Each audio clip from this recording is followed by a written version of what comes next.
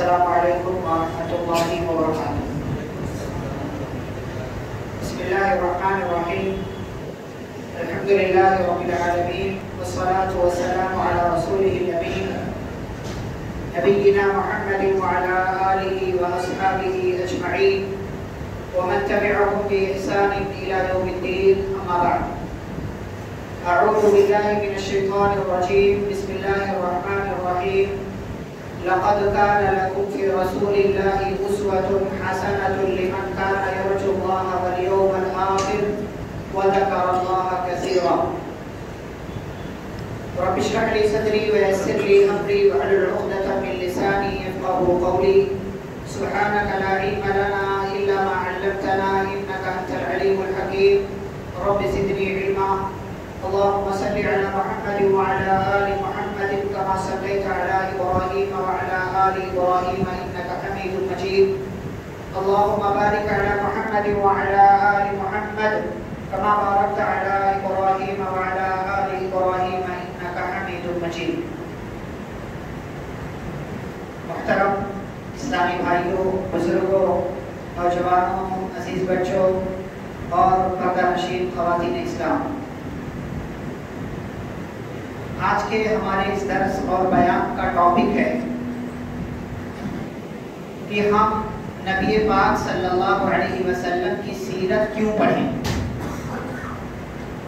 جو آیت میں نے پڑھی ہے خطبہ مسنونہ کے بعد، سورۃ الاحزاب کی آیت ہے، جس کے اندر اللہ رب العالمین ہم مسلمانوں سے کہتے ہیں کہ تمہارے لیے یقیناً اللہ کے رسول صلی اللہ علیہ وسلم کی زندگی میں بہترین نمونہ ہے۔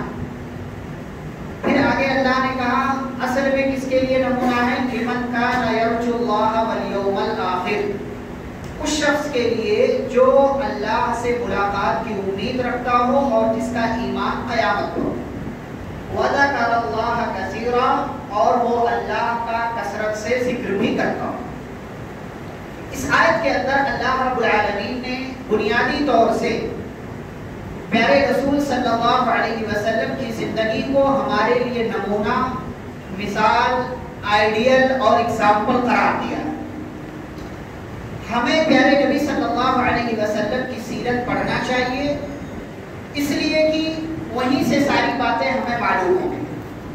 ہمیں پیارے رسول صلی اللہ علیہ وسلم کی سیرت کا مطالعہ کرنا چاہیے، ہمیں پیارے رسول صلی اللہ علیہ وسلم کی زندگی کے بارے میں علم ہونا چاہیے، کیونکہ انہی کی اتباع کرنے کا ہم کو حکم دیا گیا ہے۔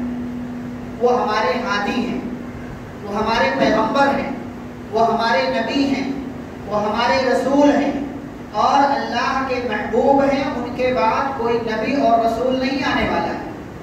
انہی کے راستے پر چل کر کے ہم کو نجات ملنے والی ہے، انہی کا طریقہ اختیار کر کے دنیا میں بھی ہم کو کامیابی ملنے والی ہے اور آخرت میں بھی کامیابی ملنے والی ہے۔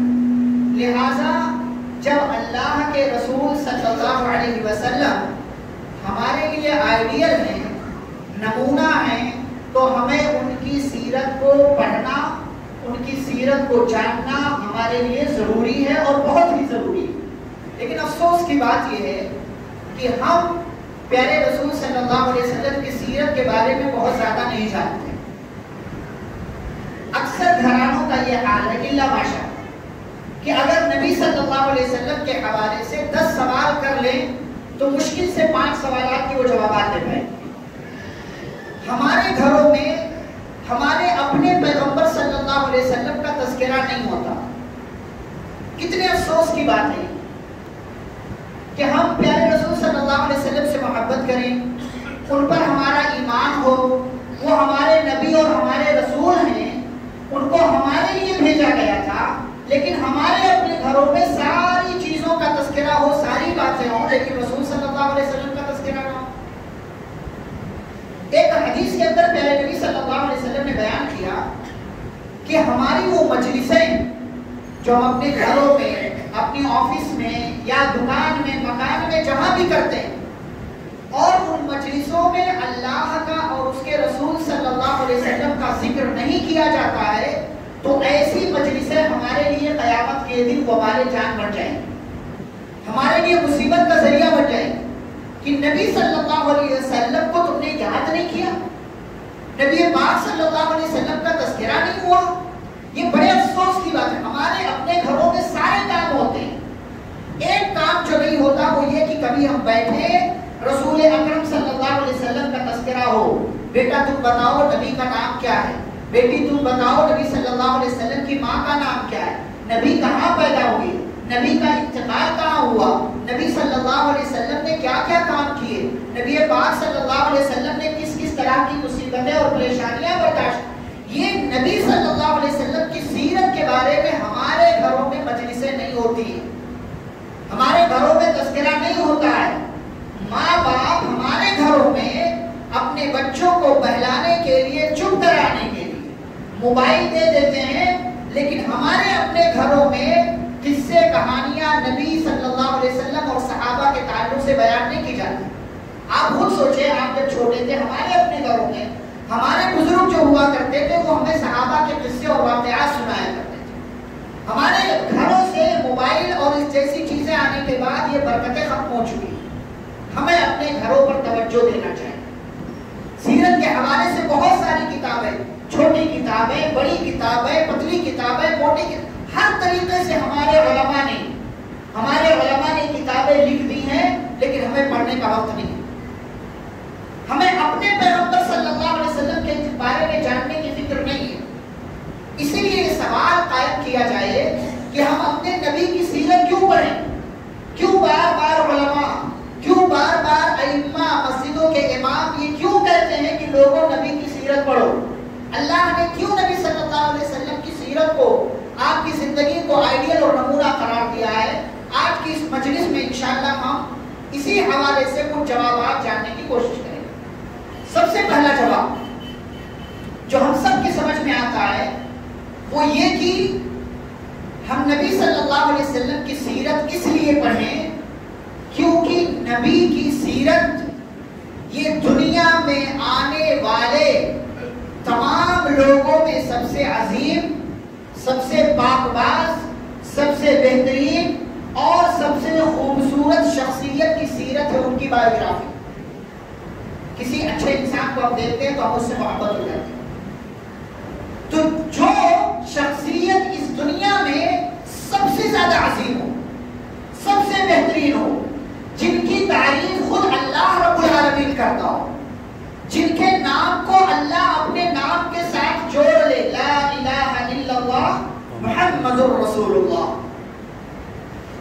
جن کا نام کلمہ توحید میں آ جائے، جن کے نام کو لیے بغیر ہمارا ایمان مکمل نہیں ہوتا، جن کو مانے بغیر ہم مسلمان نہیں، جن کی لائی ہوئی شریعت کو مانے بغیر ہمارا اسلام میں داخلہ نہیں ہوتا، وہ شخصیت جو اتنی بہترین ہے، اس شخصیت کے بارے میں ہمیں جاننا چاہیے اور ضرور جاننا چاہیے.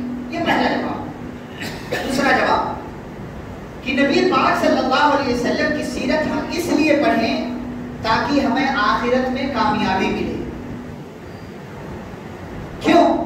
اس لیے کہ نبی پاک صلی اللہ علیہ وسلم وہ چیزیں لے کر کے آئے تھے جو چیزیں ہمیں آخرت میں کامیاب بنانے والی ہیں. کس نے بتایا نماز پڑھو؟ نبی صلی اللہ علیہ وسلم. کس نے بتایا روزے رکھو؟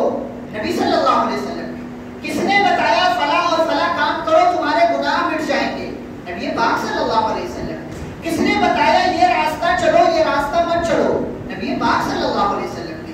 کس نے کہا کہ یہ چیز کھاؤ یہ چیز مت کھاؤ، یہ حلال ہے یہ حرام ہے؟ نبی پاک صلی اللہ علیہ وسلم.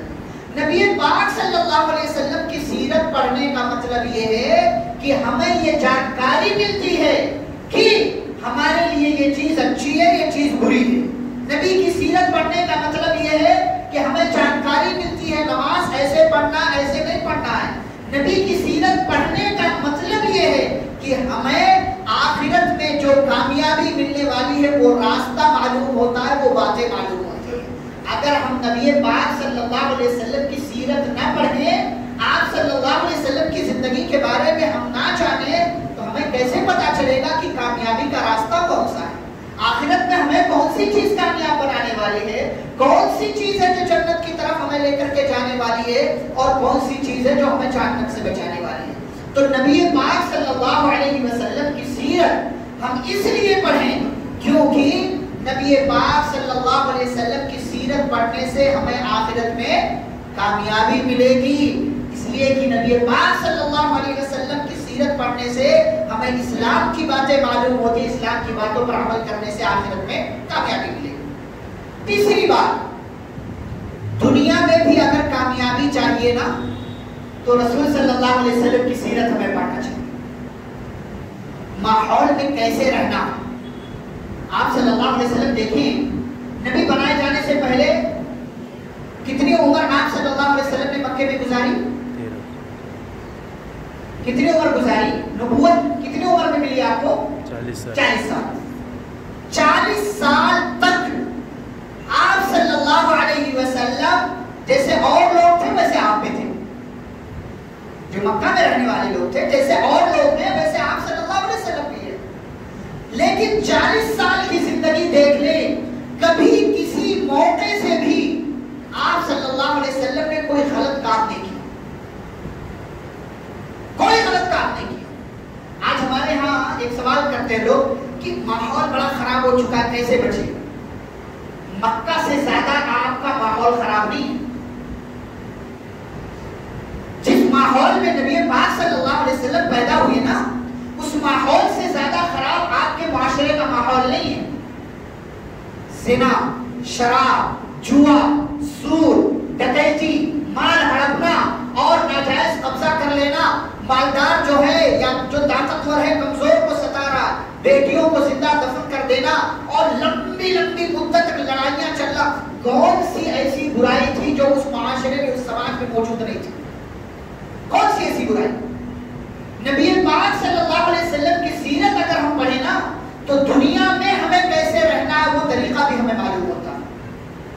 40 سال تک نبی بنائے جانے سے پہلے کبھی کوئی ایک حوالہ بھی نہیں دے سکتا تاریخ کی سیرت کی کتابوں سے کہ رسول مکرم صلی اللہ علیہ وسلم نے کسی موقع سے کوئی غلط کام کیا. آپ تصور کریں سارے لوگ شراب پی رہے ہیں, نبی پاک صلی اللہ علیہ وسلم نے کبھی شراب کو ہاتھ نہیں لگایا. سارے لوگ لات, منات, عزا, ہبل کی قسمیں کھا رہے ہیں اور بڑی قسم مانی جاتی ہے کہ لات کی قسم کھاؤ, جو بڑے بڑے بت ہیں مکہ والوں. لیکن نبی صلی اللہ علیہ وسلم نے کبھی ان بتوں کی قسم نہیں کھائی, کبھی قسم نہیں کھائی, بلکہ ان بتوں کے نام پر جو جانور ذبح کیے جاتے تھے کبھی ان جانوروں کا گوشت تک نہیں کھایا آپ صلی اللہ علیہ وسلم. الگ الگ طریقے کی محفلیں ہو رہی, شراب کی محفلیں ہو رہی ہیں, ناچ گانوں کی محفلیں ہو رہی, لیکن کبھی ایسی کسی محفل میں نبی پاک صلی اللہ علیہ وسلم نے شرکت نہیں کی. اور آپ جانتے ہیں جب آپ کو نبی بنایا گیا, سورہ یونس کی آیت آپ پڑھیں تو اسی 40 سال کا حوالہ دے کر کے نبی پاک صلی اللہ علیہ وسلم نے کہا مکہ والوں میں وہی محمد ہوں صلی اللہ علیہ وسلم. کہا مکہ والوں میں وہی محمد ہوں جس نے تمہارے درمیان 40 سال کی زندگی گزاری ہے. فقد لبثت فیکم عمرا من قبلہ, میں تمہارے درمیان نبوت کا اعلان کرنے سے پہلے 40 سال تک رہا ہوں. افلا تعقلون, کیا تمہیں سمجھ میں نہیں آتا کہ میں نے کبھی جھوٹ نہیں بولا, میں نے کبھی غلط کام نہیں کیا, کسی کا برا نہیں چاہا, خیانت نہیں کی, ہمیشہ امانت کا خیال رکھا. میرا پورا کیریکٹر تمہاری نگاہوں کے سامنے ہے اور آج جب میں ایک اللہ کی طرف تم کو بلا رہا ہوں میری بات کا انکار کر رہے ہو. فقط لبثت فیکم عمرا من قبلہ, 40 سال تک تمہارے درمیان رہا ہوں. افلا تعقلون, کیا تمہیں میری بات سمجھ میں نہیں آتی ہے؟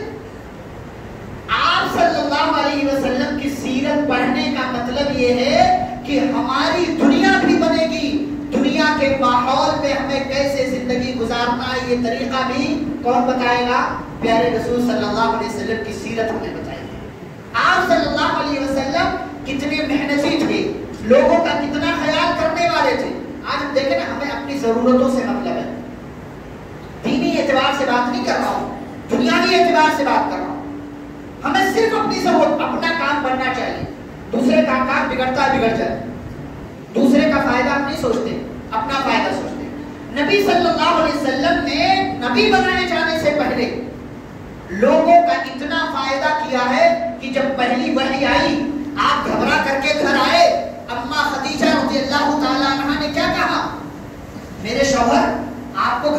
ضرورت نہیں ہے. کلا واللہ لا یخزیک اللہ ابدا.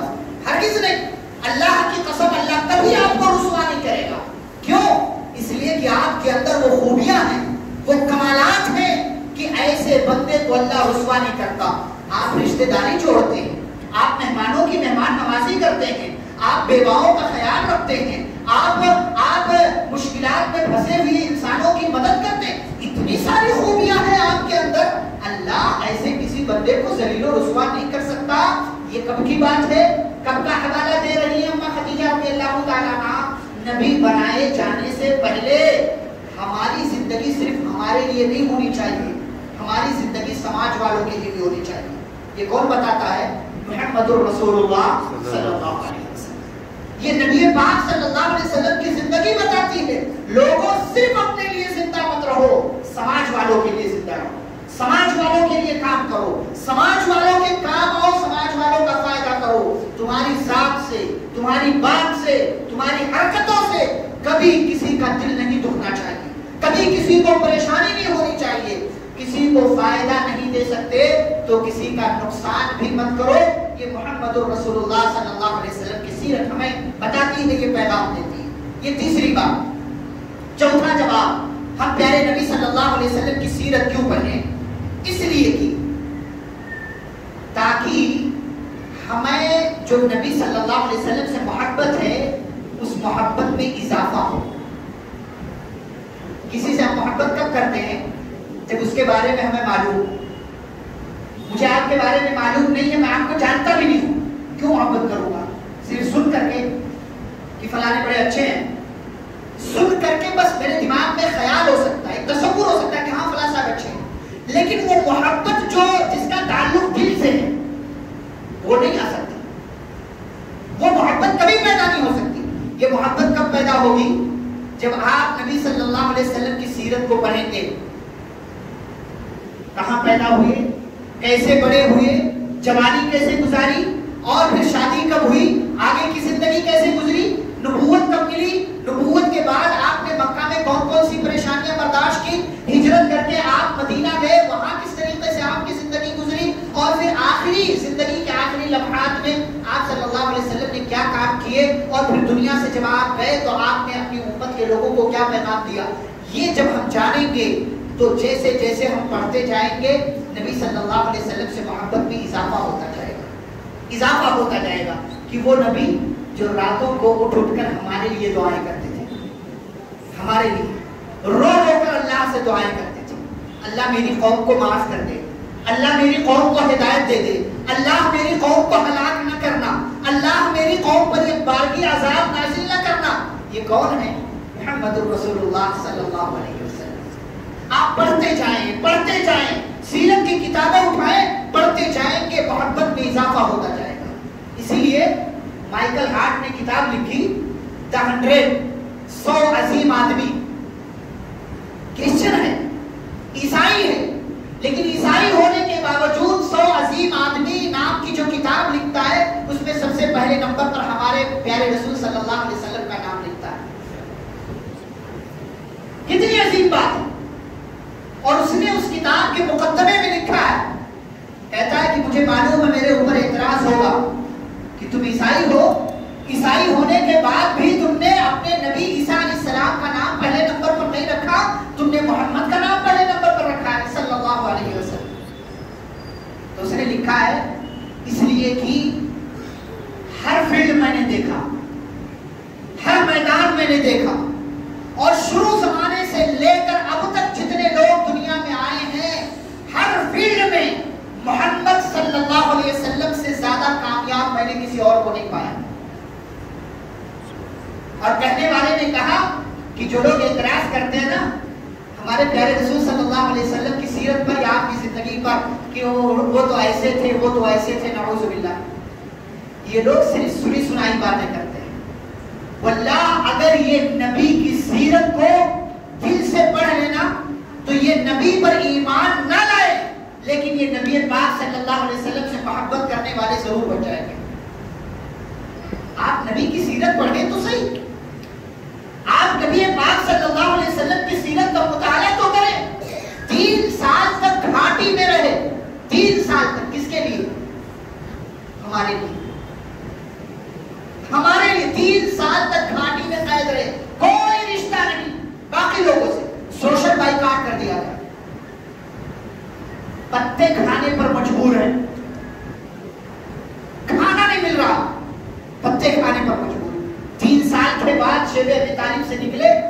طائف گئے, مارا طائف والوں نے. پہاڑ کا فرشتہ حاضر ہوتا ہے, بڑی تکلیف. بعد میں اپنا عائشہ رضی اللہ عنہا سے کہتے تھے, عائشہ طائف والوں نے مجھے جو تکلیف دی آج تک کسی اور نے نہیں دی. لیکن وہی طائف والے جنہوں نے بہت ستایا, پہاڑ کے فرشتے حاضر ہوتے ہیں, آپ حکم دیں ان کو دو پہاڑوں کے درمیان پیس دیا جائے. کہا نہیں نہیں, اللہم اغفر لقومی فإنہم لا یعلمون. اللہ میری قوم کو معاف کر دے, انہیں نہیں پتا میں کون ہوں, انہیں نہیں پتا میں کون ہوں, میرے بارے میں نہیں جانتے. اور کہا مجھے امید ہے یہ لوگ اگر مسلمان نہیں ہو رہے, ان کے آئندہ آنے والی نسلیں ضرور مسلمان ہوں. یہ کس کے لیے؟ ہمارے لیے. راتوں کو تڑپ تڑپ کر روتے رہے ہمارے نبی ہمارے لیے. اللہ نے تمام نبیوں کو آپشن دیا اور پہلے سے کہہ دیا یہ دعا آپ کی قبول ہے, جو مانگنا ہے مانگو, جو مانگنا ہے مانگو. پیارے رسول صلی اللہ علیہ وسلم کہتے ہیں تمام نبیوں نے اپنے اپنے حصے کی دعائیں مانگ لی, میں نے اس دعا کو اسٹور کر کے رکھ لیا ہے. کب مانگوں گا؟ قیامت کے دن جب میری امت پریشان ہوگی, میں اپنی اس دعا کا حق اللہ کے سامنے رکھوں گا. اللہ جس دعا کے قبول ہونے کا وعدہ کیا تھا آج کر رہا ہوں اپنی امت کے لیے, اللہ میری امت کو معاف کر دے, انہیں جنت میں داخل کر دے. ہمارے لیے کیا ہے ہمارے نبی صلی اللہ علیہ وسلم. سیرت پڑھیں, سیرت کا مطالعہ کریں, نبی پاک صلی اللہ علیہ وسلم کو جانیں. آج ہر کمپنی اپنے کسٹمر کو جانتی ہے, کسٹمر کو جانتی ہے, اور ہم ہیں کہ اپنے لیڈر کو نہیں جانتے. ہر کمپنی KYC کرواتی ہے آپ سے اپنے کسٹمر کو, آپ کا آدھار کارڈ لیتی ہے تاکہ آپ کی شناخت ہو. آپ کوئی جرم کریں تو پکڑے جائیں, آپ کا ڈیٹا ان کے پاس محفوظ رہے. اور کمپنیاں اپنے کسٹمر کو جانتی ہیں, لیکن ہم بدنصیب ہیں کہ اپنے لیڈر کو نہیں جانتے, اپنے کمانڈر کو نہیں جانتے, جو ہمارے ہادی ہیں, ہمارے مرشد ہیں, ہمارے پیغمبر ہیں, نبی ہیں, رسول ہیں, جن کے واسطے دین ہم تک پہنچا, نبی کو نہیں جانتے.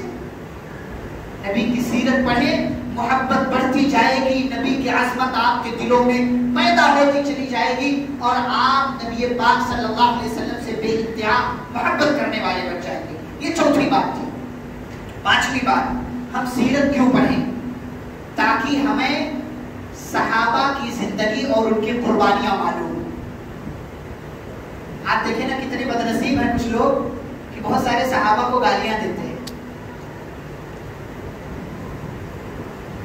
اگر صحابہ کو درمیان سے نکال دیا جائے تو ہم مسلمان ہی نہیں بچتے,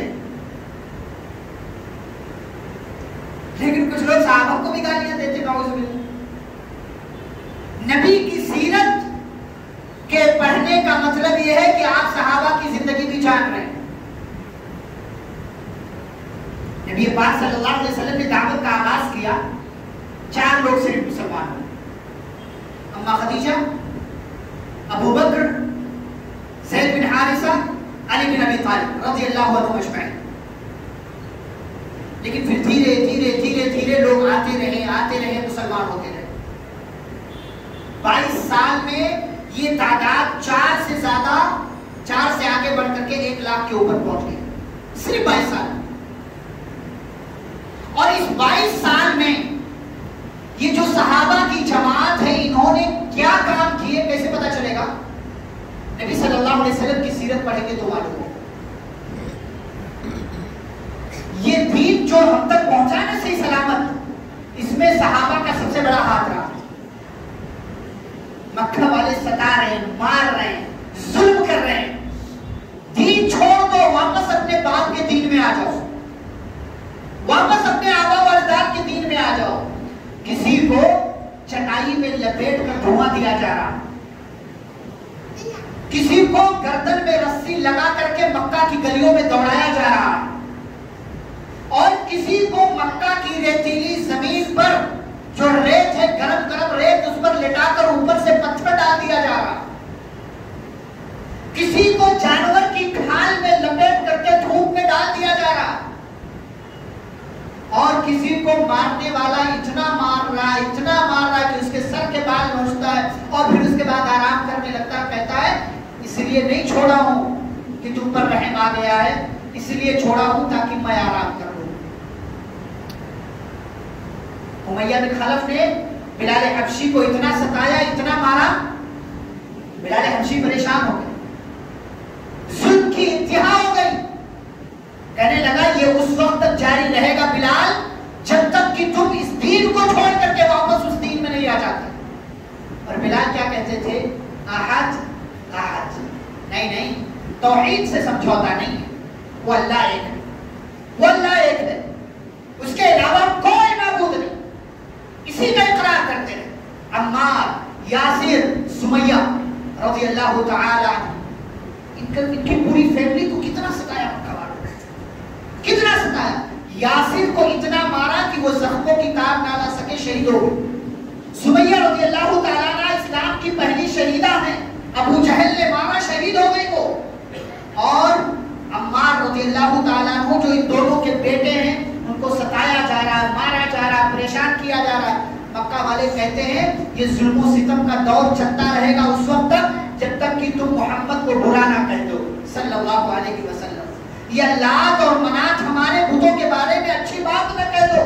ایک دن مجبور ہو کر کے ان کی زبان سے کچھ نکل گیا، اور جب مکہ والوں نے چھوڑا تو روتے ہوئے نبی پاک صلی اللہ علیہ وسلم کے پاس آئے اور کہنے لگے اللہ کے نبی صلی اللہ علیہ وسلم آج میری زبان سے غلط جملہ نکل گیا، مکہ والوں نے بڑا مجبور کر دیا، میری زبان سے غلط الفاظ، غلط کلمے نکل گئے ہیں، اب میرے ایمان کی تو خیر ہے، میرے ایمان کا کیا ہوگا بتائیے۔ نبی پاک صلی اللہ علیہ وسلم نے تسلی دی، اللہ نے آیت نازل کی من کفر باللہ من بعد ایمانہ الا من اکرہ وقلبہ مطمئن بالایمان، کہا اگر ایمان دل میں ہے لیکن مجبوری میں تمہاری زبان سے کوئی کفریہ کلمہ نکل گیا ہے تو کوئی مسئلہ نہیں، اللہ تمہاری نیتوں کو جانتا ہے۔ یہ ساری مشقتیں، یہ ساری پریشانیاں، یہ سارے ظلم و ستم صحابہ نے کس کے لیے برداشت کیے؟ دین کے لیے، دین کے لیے، تاکہ یہ دین صحیح سلامت ہم تک پہنچ جائے۔ یہ صحابہ نے ہمارے لیے کیا ہے۔ نبی صلی اللہ علیہ وسلم کی سیرت پڑھنے کا مطلب یہ ہے کہ ہمیں صحابہ کی زندگی معلوم ہوگی، صحابہ کی قربانیاں معلوم ہوں گی کہ صحابہ نے کیا کیا ہے، اور جب صحابہ کی قربانیاں معلوم ہوں گی تو ان سے بھی ہماری محبت میں اضافہ ہوگا۔ اسی طریقے سے چھٹی بات کہ ہم سیرت کیوں پڑھیں؟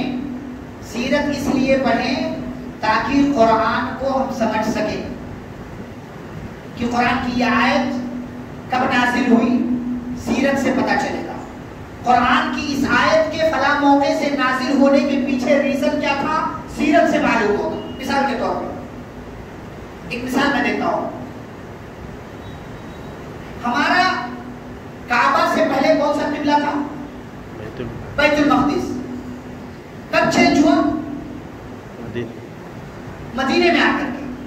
جب نبی صلی اللہ علیہ وسلم ہجرت کر کے مدینہ میں پہنچے تو 16 یا 17 مہینے کے بعد پھر قبلہ تبدیل ہوا جنگ بدر سے پہلے، لیکن پہلے بیت المقدس قبلہ تھا، پھر بعد میں خانہ کعبہ قبلہ ہو گیا۔ وہ بھی کب؟ جب مدینہ ہجرت کر کے پہنچے۔ اللہ نے پہلے قبلہ کیوں نہیں تبدیل کیا جب آپ مکہ میں تھے؟ اللہ چاہتا تو کر سکتا تھا، کیوں نہیں کیا اللہ نے؟ نماز پہلے فرض ہو چکی تھی، نبی صلی اللہ علیہ وسلم معراج میں جب مکہ میں تھے تبھی جا چکے تھے، وہیں پر نماز فرض ہو چکی، تو اللہ نے پہلے قبلہ تبدیل کیوں نہیں کیا؟ کیسے معلوم پڑے گا؟ نبی کی سیرت دیکھیں گے تو معلوم پڑے گا۔ نبی صلی اللہ علیہ وسلم ہجرت کر کے مدینہ آئے، اور مدینہ میں جب آئے تو یہاں بھی مکہ کے کافروں نے چھوڑا نہیں، سازشیں کرنے لگے، منافقوں کو خط لکھنے لگے، یہودیوں کو خط لکھنے لگے، اور یہاں بھی ان کی طرف سے سازشیں چل رہی ہیں کہ یہ جو مسلمان ہمارے یہاں سے گئے ان کو پریشان کیا ہے۔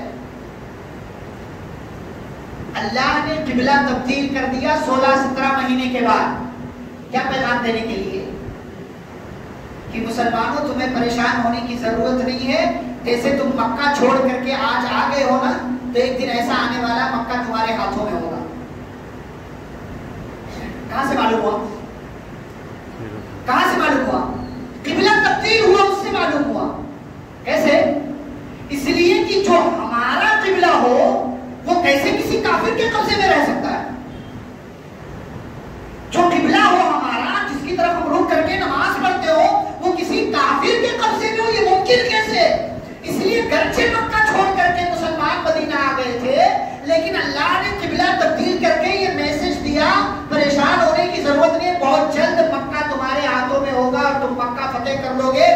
مکہ بھی تمہارا، مدینہ بھی تمہارا، یہ پورا علاقہ تمہارے تسلط میں، تمہارے قبضے میں آ جائے.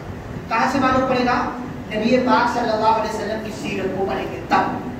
قرآن کو سمجھنے کے لیے نبی پاک صلی اللہ علیہ وسلم کی سیرت بھی جاننا ضروری ہے. اسی لیے جب پوچھنے والے نے پوچھا اما عائشہ رضی اللہ عنہا سے کہ نبی کے اخلاق کیسے تھے، تو اما عائشہ نے کیا جواب دیا؟ لگتا ہے تم نے قرآن نہیں پڑھا.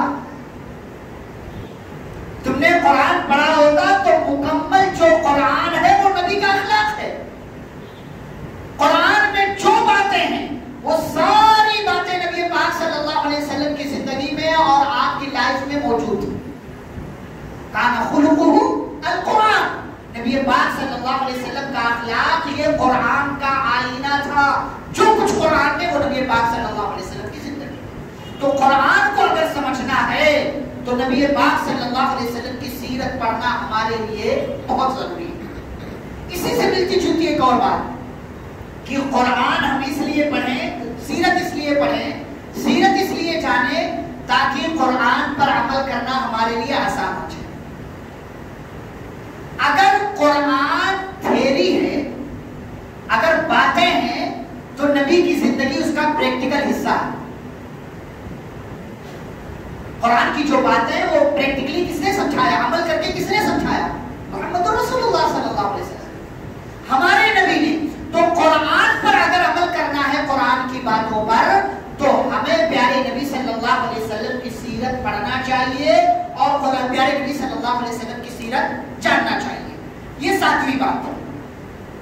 8ویں بات کہ اپنے ایمان کو اور اللہ کے ساتھ اچھی امید کو بڑھانے کے لیے نبی پاک صلی اللہ علیہ وسلم کی سیرت پڑھنا چاہیے. ہم جب نبی کی سیرت پڑھتے ہیں نا، ہمارا ایمان بڑھتا جاتا ہے، ہمارے ایمان میں اضافہ ہوتا ہے کہ اللہ کبھی اپنے مومن بندوں کو رسوا نہیں کرتا، کبھی نہیں رسوا کرتا. ورنہ 1000 کے سامنے 313 تھے. کافر جو ہے 1000 کی تعداد میں تھے، چاہتے تو کیا کرتے تھے؟ ہلاک کر کے رکھتے تھے. لیکن اللہ ایمان والوں کی مدد کرتا ہے. یہ سیرت پڑھنے سے معلوم ہوتا ہے،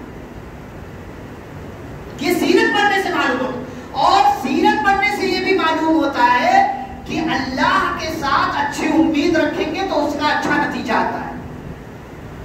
ہم لوگ کیا کرتے ہیں، ہماری زندگی میں کوئی مصیبت آتی ہے تو کہتے ہیں اللہ وہی ملا تھا تجھے. کہتے ہیں اس طریقے کا جملہ ہمارے اپنے مسلمان بھائی بھی، اللہ وہی ملا تھا تجھے یہ مصیبت دینے کے لیے. نبی پاک صلی اللہ علیہ وسلم کی زندگی دیکھیں، ہمیشہ اللہ سے اچھی امید رکھا، ہمیشہ ہمیشہ اچھی امید. مشرکین آپ کی نظروں کے سامنے ہے غار ثور میں ہجرت کے موقع سے. ابو بکر صدیق رضی اللہ عنہ دیکھ کر ڈر گئے. کہا اللہ کے نبی اگر وہ اپنے پیروں کی طرف اگر نظریں نیچی کریں گے تو وہ ہمیں دیکھ لیں گے. تو نبی نے کیا کہا؟ لا تحزن ان اللہ معنا، گھبراؤ نہیں، اللہ ہمارے ساتھ ہے، اللہ ہمارے ساتھ. اور اللہ نے اس اچھی امید کا نتیجہ دکھایا کہ مشرکین بالکل سر پر ہیں، لیکن اس کے باوجود وہ پیارے نبی صلی اللہ علیہ وسلم کو نہیں دیکھ سکتے. پیچھا کرنے والا پیچھا کرتا آ رہا ہے، بالکل آپ کے قریب پہنچ چکا. ابو بکر صدیق رضی اللہ عنہ ڈر گئے کہ نبی صلی اللہ علیہ وسلم یہ ہمارا پیچھا کرتے ہوئے پہنچ چکے ہیں. نبی صلی اللہ علیہ وسلم بالکل مطمئن ہے. کیوں؟ اس لیے کہ اللہ کا وعدہ تھا واللہ یعصمک من الناس، اللہ آپ کو لوگوں سے بچائے گا، اللہ آپ کا پروٹیکشن کرے گا، آپ کی حفاظت کرے گا. اللہ نے حفاظت کی. اور وہ جو پیچھا کرتے ہوئے آ رہے تھے جو اس وقت کافر تھے، سراقہ بن مالک، ان کے گھوڑے کے اگلے 2 پاؤں زمین میں دھس گئے. اللہ حفاظت کرتا ہے، بس ہمارا ایمان اللہ کے اوپر ہونا چاہیے، اللہ سے اچھی امید ہونی چاہیے. جیسے نبی پاک صلی اللہ علیہ وسلم نے ہمیشہ اچھی امید رکھی. جنگ بدر کا موقع ہے، صحابہ ڈر گئے. 1000 کی تعداد، ہتھیار، لشکر، گھوڑے، سب کچھ ہے ان کے پاس. ہمارے پاس کیا ہے؟ 313. کسی کے پاس جانور ہے، گھوڑے ہیں، اونٹ ہے، کسی کے پاس کچھ نہیں، کسی کے پاس ہتھیار نہیں ہے، کسی کے پاس تلوار نہیں، کچھ نہیں ہے. نبی پاک صلی اللہ علیہ وسلم نے 2 رکعت نماز پڑھی، اللہ کے سامنے ہاتھ پھیلا دیا، اللہ اگر آج یہ جماعت ہلاک ہو گئی تو قیامت تک تیری عبادت کرنے والے پیدا نہیں۔ اللہ کی ذات سے امید، ہمیشہ امید، اللہ کی ذات سے امید کبھی نہیں توڑنا چاہیے ہمیں۔ یہ کہاں سے معلوم ہوتا ہے؟ نبی پاک صلی اللہ علیہ وسلم کی سیرت سے۔ اللہ اپنے مومن بندوں کو کبھی رسوا نہیں کرتا، کبھی ذلیل نہیں کرتا۔ یہ تو اللہ نے وعدہ کیا ہے، اِنَّا لَنَنْصُرُ رُسُلَنَا وَالَّذِينَ آمَنُوا، بے شک ہم اپنے رسولوں کی مدد کرتے ہیں، کریں گے، اور ایمان والوں کی مدد کرتے ہیں، کریں گے۔ کہاں؟ فی الحیات الدنیا، دنیا کی زندگی میں بھی، اور کب؟ وَيَوْمَ يَقُومُ الْأَشْهَادُ، اور اس دن جس دن گواہیاں قائم کی جائیں گی، یعنی قیامت کے دن۔ اللہ دنیا میں بھی ایمان والوں کی مدد کرتا ہے اور آخرت میں بھی ایمان والوں کی مدد کرے گا۔ کب؟ جب ہمیں اس کے ساتھ ایسی امید ہوگی۔ اسی لیے جو آیت میں نے شروع میں پڑھی، نبی کی سیرت کس کے لیے نمونہ ہے؟ لمن کان یرجو اللہ والیوم الآخر، جو اللہ سے اچھی امید رکھتا ہو اور قیامت پر اس کا ایمان ہو۔ اگر ہمیں اللہ سے اچھی امید نہیں ہے تو پھر ہماری بقیہ ساری چیزوں کا کوئی فائدہ نہیں، کوئی فائدہ نہیں ہوگا۔ اس لیے نبی کی سیرت جب پڑھیں گے تو نبی کی سیرت پڑھنے کا مطلب یہ ہے کہ ہمارا ایمان بھی بڑھتا ہے اور ہمیں جو اللہ سے امید ہے وہ امید اور اچھی ہوتی چلی جاتی ہے اور ہمارا ایمان اللہ پر مضبوط ہو جاتا ہے۔ اسی طریقے سے ایک اور سبب، ایک اور جواب ہے کہ ہم اپنے نبی صلی اللہ علیہ وسلم کی سیرت کیوں پڑھیں؟ دل کی خوشی اور اطمینان کے لیے،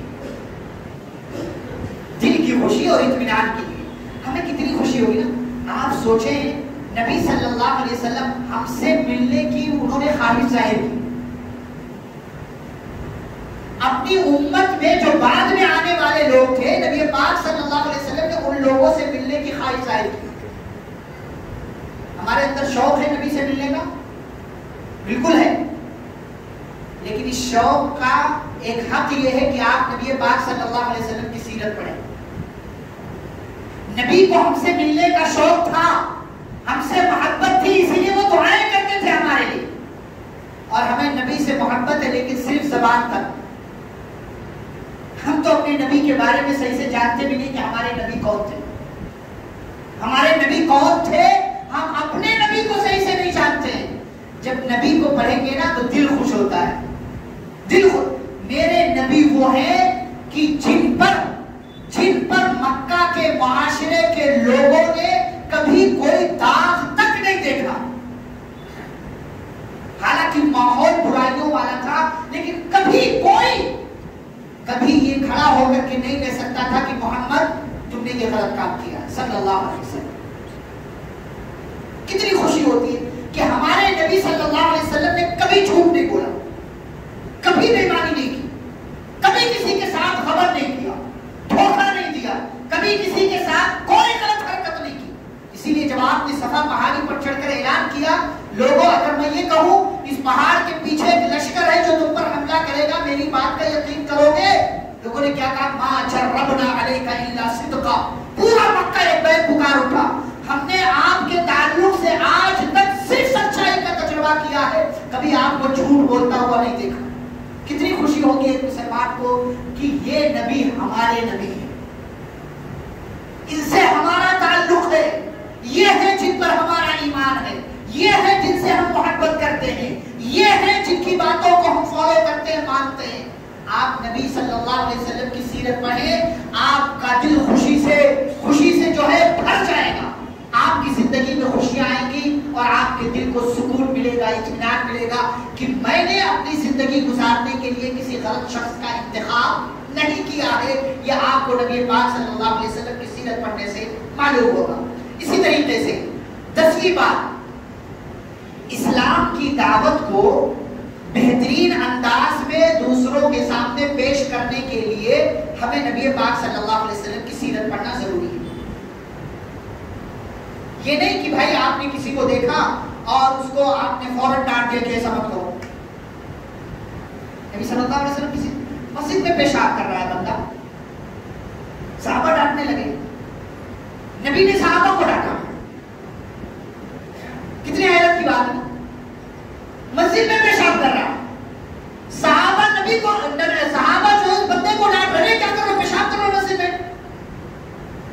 نبی صلی اللہ علیہ وسلم نے اس بندے کو ڈانٹنے کے بجائے صحابہ کو ڈانٹا. فنہاہ النبی صلی اللہ علیہ وسلم، نبی نے صحابہ کو منع کیا، کیوں روکتے اس کو، کر لینے دو، پیشاب کر رہا ہے. کر لیا پیشاب اس نے، بلایا ادھر آؤ. کیا کر رہے تھے؟ نہ ڈانٹا، نہ مارا، نہ ٹوکا، نہ سرزنش کی، نہ سختی کی، نہ مسجد کھلوایا، نہ کچھ اور کیا، صرف سوال کیا. کیا کر رہے تھے؟ پھر آپ نے ایک میسج دے دیا، فرمایا یہ مسجد ہے، یہ اللہ کا گھر ہے. یہ مسجدیں اس لیے بنائی جاتی ہیں تاکہ اس میں اللہ کا ذکر کیا جائے، قرآن کی تلاوت کی جائے، اچھی باتیں بیان کی جائے. یہ جو ہے ان جیسے کاموں کے لیے، اس میں گندگی کرنا، اس میں پیشاب کرنا یہ مناسب نہیں. آج کے بعد ایسا مت کرنا. بڑی محبت سے سمجھا دیا، مان گیا. ہم کیا کرتے ہیں؟ بچہ زور سے بول دے تو اس کو ڈانٹ دیتے. اگر آپ کی ہماری یہی حالت رہی نا تو آنے والا مستقبل ہمارے لیے اندھیروں والا بننے والا ہے. یہ نسل مسجد میں نظر نہیں آئے گی. اگر آپ کی مسجدوں میں پیچھے بچے شور کرتے ہوئے سنائی نہیں دیتے تو آپ کو اپنے مستقبل کی فکر ہونی چاہیے. ایک بندہ پیشاب کر رہا ہے، نبی نے ڈانٹا، نبی نے صحابہ کو ڈانٹا کہ اس کو پیشاب کرنے سے روک رہا ہے، کر لینے دو اس کو. اور پھر نبی نے کیا کیا؟ صحابہ کو کہا جاؤ پانی لے کر کے آؤ. بالٹی میں پانی لایا گیا اور مسجد صاف کر دی. کیا مسئلہ ہے؟ پیشاب صاف کیا جا سکتا ہے، پیشاب کی گندگی دور کی جا سکتی ہے. اور آج تو اور آسانی ہے، فرش ہے، آپ نے پانی ڈالا، صاف ہو گیا. دو چار بار آپ نے ڈال دیا، اچھے طریقے سے وہ صاف ہو گیا. مسجد کچی تھی اس زمانے میں، مٹی نکالنی پڑی ہوگی، پانی ڈالنا پڑا ہوگا، کھرچنا پڑا ہوگا، جو بھی، لیکن 2-4 منٹ میں کام ہو گیا. لیکن نبی کی تربیت کا جو اثر اس بندے پر ہوا ہوگا وہ زندگی بھر یاد رہ جانے والا. اسلام کی دعوت کو لوگوں کے سامنے کیسے پیش کرنا ہے یہ نبی پاک صلی اللہ علیہ وسلم کی سیرت بتاتی ہے. یہ نبی پاک صلی اللہ علیہ وسلم، یہ نہیں کہ بھائی بچوں کو آج آپ نے مارا، ڈانٹ دیا اور پھر اس کے بعد 1 مہینے تک کچھ نہیں کہا آپ نے. اس کو تربیت نہیں کہتے.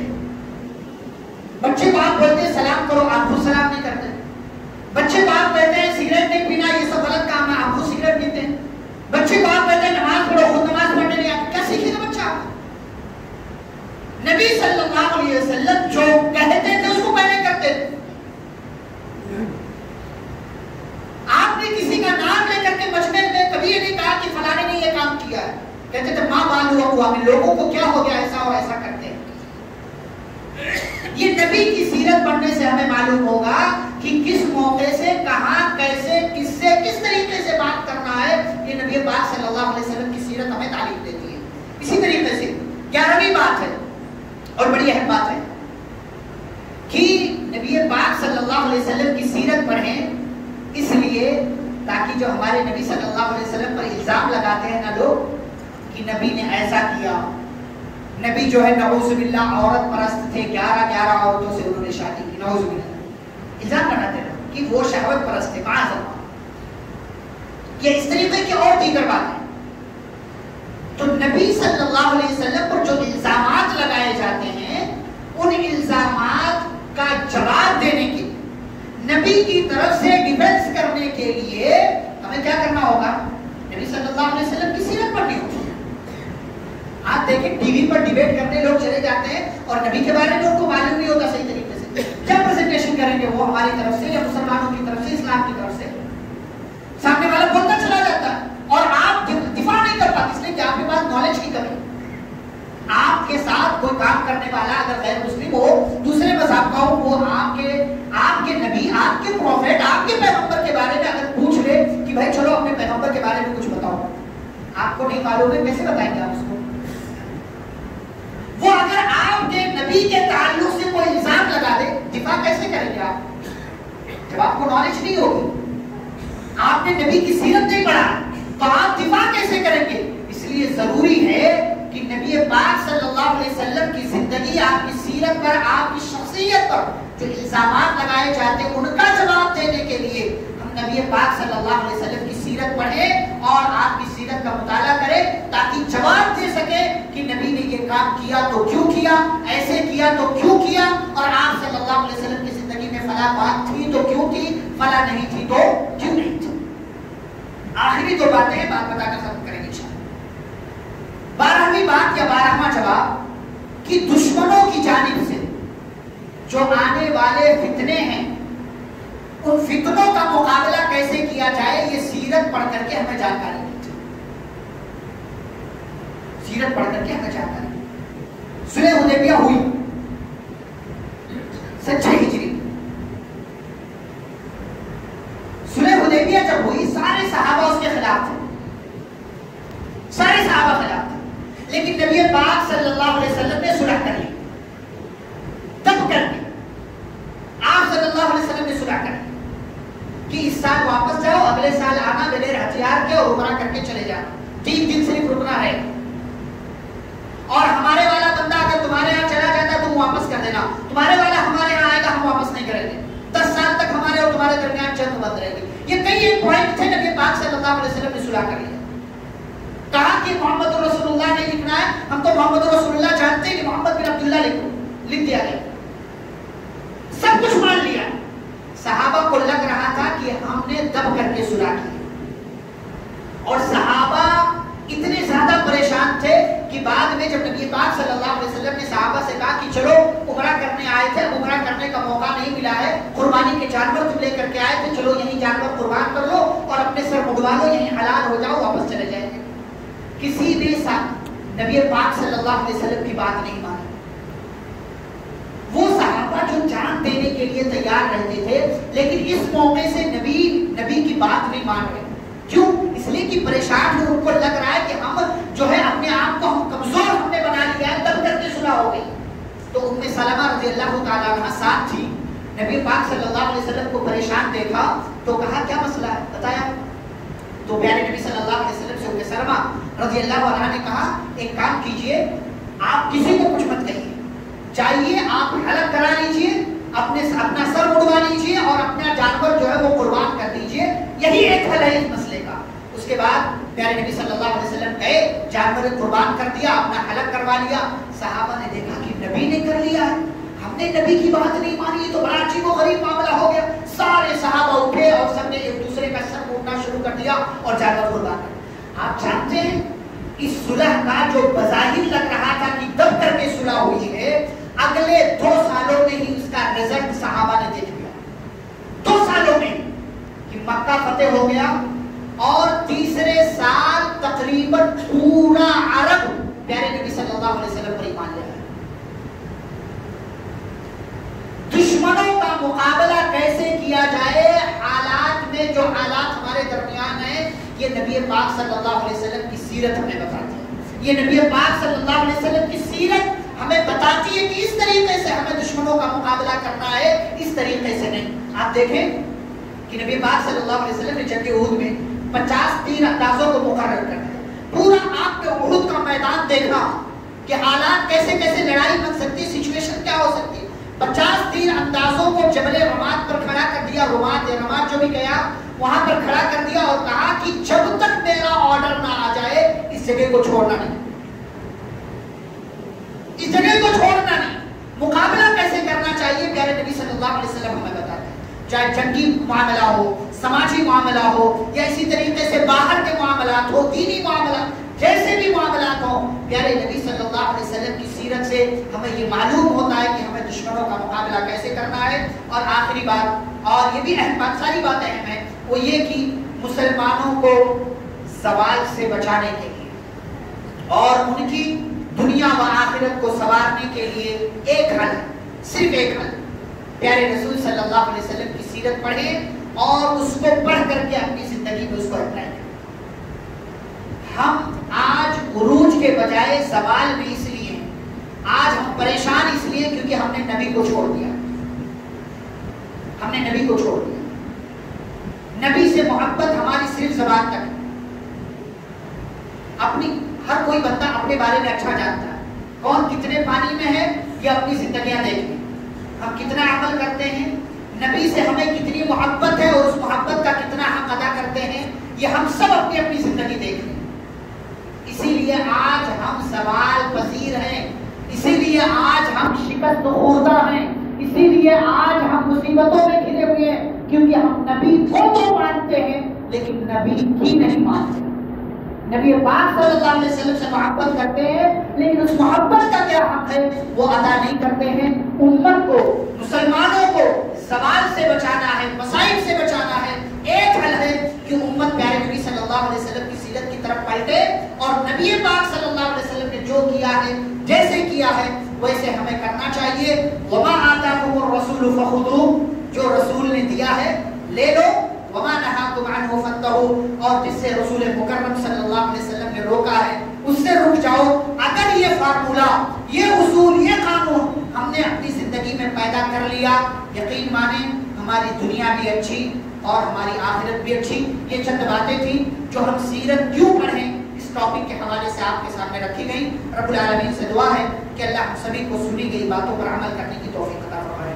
اللہ ہم سبھی کو پیارے رسول صلی اللہ علیہ وسلم کی سیرت طیبہ کا مطالعہ کرنے اور آپ صلی اللہ علیہ وسلم کو اپنا آئیڈیل، اپنا رول ماڈل سمجھتے ہوئے ہمیں ان کے بتائے ہوئے طریقے کے مطابق زندگی گزارنے کی توفیق دے۔ اللہ جب تک دنیا میں زندہ رکھے، اسلام اور ایمان پر زندہ رکھے، خاتمہ ہو تو خاتمہ بھی خیر ہو۔ وصلی اللہ تعالی علی نبینا محمد وعلی آلہ وصحبہ اجمعین برحمتک یا ارحم الراحمین۔ ربنا تقبل منا انك انت السميع العليم، سبحانك اللهم وبحمدك اشهد ان لا اله الا انت استغفرك واتوب اليك، والسلام عليكم ورحمة الله وبركاته۔